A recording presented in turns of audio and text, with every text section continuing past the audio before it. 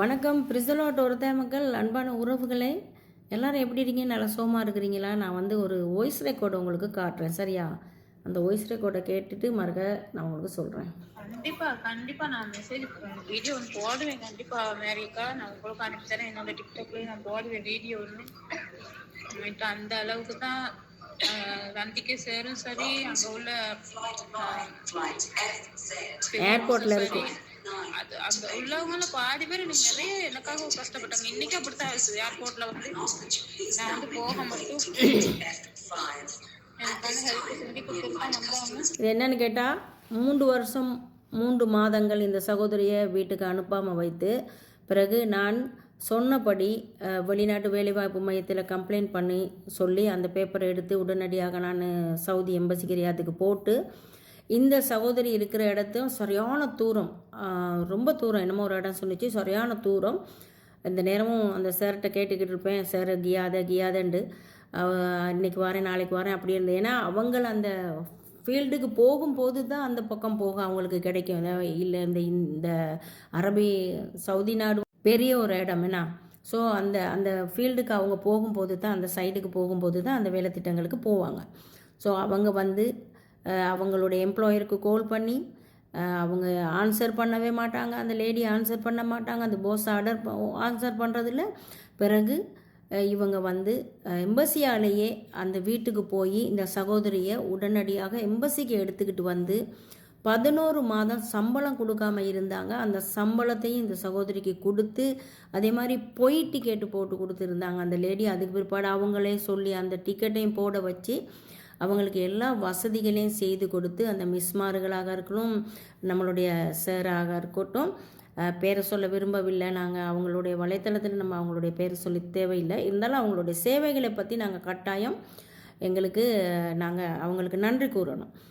இப்போ கேட்பீங்க, நீங்கள் எங்களுக்காக தானே எம்பசி இருக்குது அப்படின்னு. இருக்கிறாங்க, எம்பசி இருக்கிறாங்க. ஆனால் ஒவ்வொரு ஹவுஸ்மேடுகளுக்கும் உள்ள பிரச்சனைகளில் அவங்க அதை எப்படி ஹேண்டில் பண்ணுறாங்கன்ட்டு அவ்வளோ தூரம் கஷ்டம். எனக்கே வந்து எனக்கு பேப்பர் வேணும், அதே மாதிரி ஒழுங்கான பேப்பர் வேணும், ஏஜென்சி வேணும், வெளிநாட்டு வேலைவாய்ப்பு மையம் வேணும், இவங்களை தொடர்பு கொள்ளக்கூடிய நம்பர் வேணும், அந்த எம்ப்ளாயர் நம்பர் வேணும், இதெல்லாம் எடுத்து எல்லாம் சேகரித்து தான் நான் எம்பசிக்கு அனுப்பணும். ஒரே ஒரு மெசேஜ் மட்டும் தான் நான் போடுவேன். எப்படி சார் இந்தந்த இப்போ இவங்கக்கிட்ட எல்லாம் பேசிவிட்டு, இந்த சகோதரிகிட்ட நான் பேசிவிட்டு ஒரே ஒரு மெசேஜ் போடுவேன், சார் இப்படி இப்படி இப்படி இப்படி இப்படி இப்படி பிரச்சனை இருக்குது, தயவு செய்து பாருங்கள் அப்படின்ட்டு. அது போட்டு அவங்க கால் பண்ணினாங்களா கால் பண்ணலையான்னு அந்த சகோதரிமாருங்க எனக்கு கால் பண்ணி சொல்லுவாங்க, அக்கா இன்றைக்கி எம்பசிலேருந்து எங்களுக்கு கால் பண்ணினாங்க அப்படின்ட்டு. ஓகே, அப்போ எனக்கு கொஞ்சம் நிம்மதியாக இருக்கும், இந்த வேலைமான இவங்க நடக்குது. ஓகே, அப்போ நான் சொல்லுவேன், பயப்படாதீங்க, இனி எம்பசிக்கு போயிடுச்சுன்னு சொன்னால் எப்படியும் அவங்க கால் பண்ணினாங்களோ அவங்களோட வேலைகளை கட்டாயம் செய்வாங்க. இது சவுதியில். அதே மாதிரிக்கு சரியான கஷ்டப்பட்டு இந்த சகோதரி போனாங்க.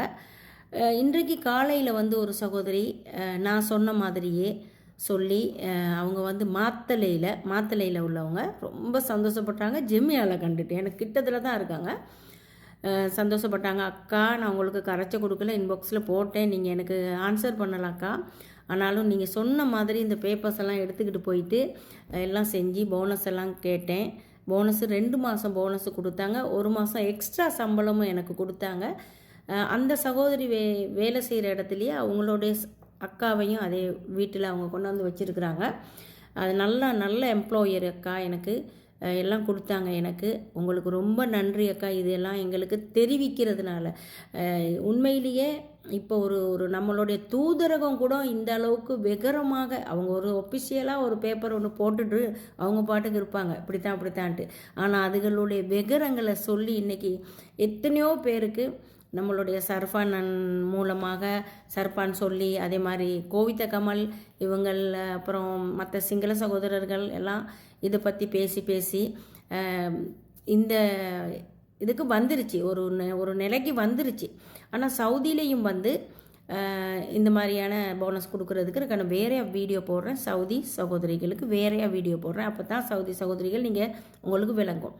அதே மாதிரிக்கு இன்றைய காலையில் ஒரு சகோதரியை நான் கண்டேன், கடைக்கு போகும்போது தான். அதுவும் ரொம்ப மெலிஞ்சு போயிட்டு, அதே மாதிரிக்கு அவங்களுக்கு சாப்பாடு இல்லையா, 120 டினார் சம்பளத்துக்கு கொண்டுக்கிட்டு வந்து 100 ரூபா தான் கொடுக்குறாங்களாம்.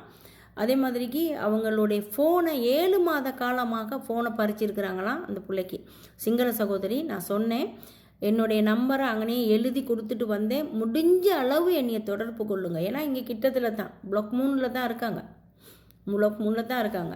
முடிஞ்ச அளவு என்னைய தொடர்பு கொள்ளுங்க, நான் எப்படி சரி இதுக்கு ஏதாவது செய்து தரேன்னு. ஸோ இந்த மாதிரியான அன்பு உறவுகளே, எப்படின்னு கேட்டால் போனஸ் பேப்பராக இருக்கலாம்.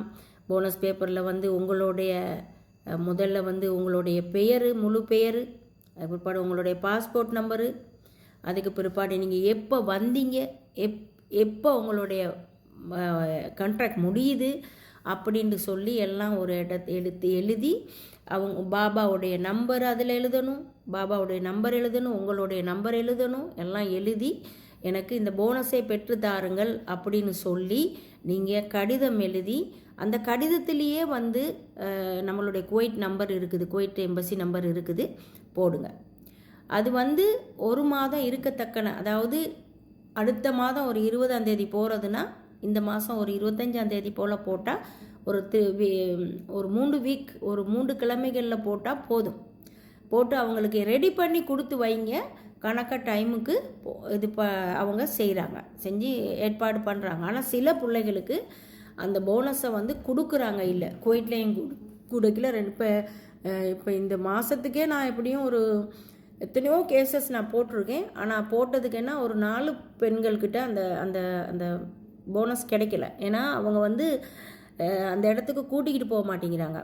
அவங்களுக்கு அந்த சிலவங்களுக்கு வந்து கம்ப்ளைண்ட் பண்ணி அவங்களுக்கு அந்த மெசேஜ் வரும், அவங்களுடைய ஃபோனுக்கு மெசேஜ் வந்த பிறகு உடனடியாக டிக்கெட் எடுத்து அனுப்பிடுறாங்க.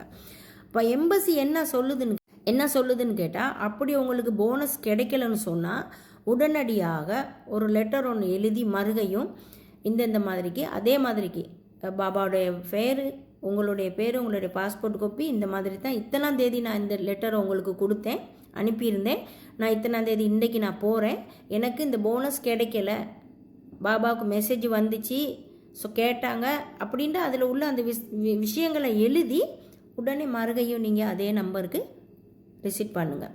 உங்களுக்கு தெரியுமா, போனஸ் கொடுக்காட்டி போனால் சரியா, அந்த சட்டத்திட்டங்களுக்கு இவங்க இல்லாத போனால் 3 வருட காலங்கள் அவங்களுக்கு அந்த ஹவுஸ்மேடை கொடுக்கக்கூடாதுன்னு சொல்லிட்டு ஒரு சட்டங்கள் இருக்கிறதாம். அதை பார்த்தேன் நான் இந்த இதுகளில். அதே மாதிரிக்கு உங்களுக்கு எக்ரிமெண்ட் இருந்தால் ரொம்ப நல்லது. உங்களுக்கு கட்டாயம் நீங்கள் இனி வரும் காலங்களில் வந்து எக்ரிமெண்ட் அடிக்காமல் நீங்கள் வர வேண்டாம். எந்த ஒரு ஏஜென்சிலையும் எக்ரிமெண்ட்டை தாங்கோ அப்படின்ட்டு நீங்கள் கேட்டுக்கிறணும். உங்கள் கையில் தான் இருக்குது எக்ரிமெண்ட். ஒன்று அவங்கக்கிட்ட இருக்கும், ஒன்று உங்ககிட்ட இருக்கும். அதே மாதிரி 2 வருட காலங்கள் இந்த நாட்டில் முடிஞ்ச பிறகு பரவாயில்ல நான் இதே வீட்டில் இருந்துக்கிறேன் அப்படின்னு நினைக்க வேணாம். அந்த 2 வருட காலம் முடிஞ்ச பிறகு இன்னும் ஒரு பையனை அவங்க இக்காமா ரினியூல் பண்ணுவாங்க. அந்த ரினியூல் பண்ணுற நேரத்தில் நீங்கள் போய் உங்களுடைய பாஸ்போர்ட்டை எடுத்துக்கிட்டு போய் எம்பசியில் உங்களுக்கு எக்ரிமெண்ட் ஒன்று செஞ்சுக்கோங்க. அது உங்களுடைய பீரோவையும் கட்டுங்க. பீரோ கட்டின பிற்பாடு எம்பசி எங்களுக்கு தரணும். நான் உங்களுக்கு போட்டிருக்கேன், நான் கூட போயிட்டு செஞ்சுக்கிட்டு வந்தது. ஸோ அவங்க அந்த 3400 ரூபாயும் அப்படி தான் அதை கட்டிட்டு நீங்கள் அங்கனையே எக்ரிமெண்ட் ஒன்று வாங்கிக்கிட்டு வாங்க. அதை அந்த இடத்துலையே முன்னுக்கு இருக்க ஒரு கடை ஒன்று இருக்குது. பேப்பர் உங்களோட பாஸ்போர்ட்டை கொடுத்த பிற்பாடு 2 விதமான பேப்பர்ஸ் அடித்து கொடுப்பாங்க, 2 செட். அதை கொண்டாந்து உங்களுடைய பாபா கிட்ட கொடுத்து பாபா சைன் பண்ணணும். சைன் பண்ணிவிட்டு எம்பசியில் கொடுப்பாங்க. எம்பசியில் சீல் அடித்து உங்களுக்கு ஒரு கோப்பியை கொடுப்பாங்க, அவங்க ஒரு கோப்பியை வச்சுக்கொள்வாங்க. ஆகையால் தயவு செய்து இப்படியாக்கா அப்படியாக்கா நான் அப்படியா அப்படின்ட்டுலாம் கேட்காதீங்க. என்னென்ன வீடியோ நான் போடுறேனோ சாமிகளே, தயவு செய்து இந்த வீடியோக்களை ஷேர் பண்ணி மற்றவங்களுக்கு தெரிகிறதுக்கு வைங்க. அதுதான் எனக்கு முக்கியம். நீங்கள் நல்லா இருந்தால் எனக்கு இப்படி ஒரு சந்தோஷம்தான். எந்த நேரம் பார்த்தாலும் நீங்கள் தான் எல்லோரும் நல்லா இருக்கணும், விளங்குதா? எங்களோட நாட்டுக்காக நம்ம உழைச்சி டொலர்ஸ்களை கொடுக்குறோம். ஸோ நம்ம நல்லா இருக்கணும், நம்மளோட குடும்பத்தை காப்பாற்றுறதுக்கு, நம்மளோட பிள்ளைகளை பார்க்க, நம்ம குடும்பங்கள் எல்லாத்தையும் பார்க்குறதுக்கு, நம்மளுடைய உடல்நிலையோடு எல்லாமே நல்லா இருக்கணும். ஆகையால் எனது வீடியோவை எல்லோரும் ஷேர் பண்ணுங்கள். ஓகே, நன்றி, வணக்கம்.